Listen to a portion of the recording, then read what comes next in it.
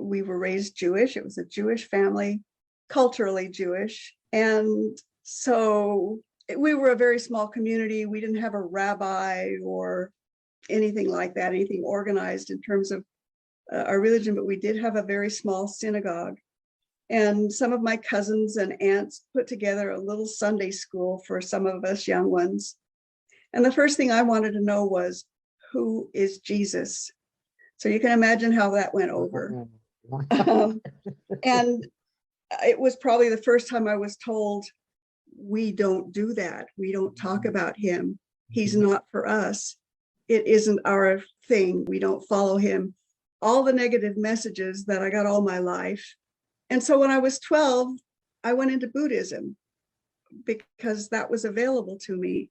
But this question lingered in my mind. Who was Jesus?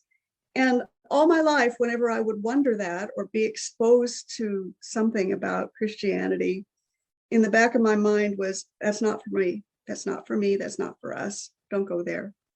And so I didn't until I came to Celebrating Life. And long story short, at one retreat in particular, I accepted Jesus as my teacher. And I now consider myself a follower of Jesus. And I love him. And I know why I wanted to know who he was, because everything else that I ever learned about my own spirituality and about God, he speaks about also, except that he speaks about it in a language and a custom that are familiar to me, so that I don't have to struggle with the words like Sanskrit or Buddhist terminology.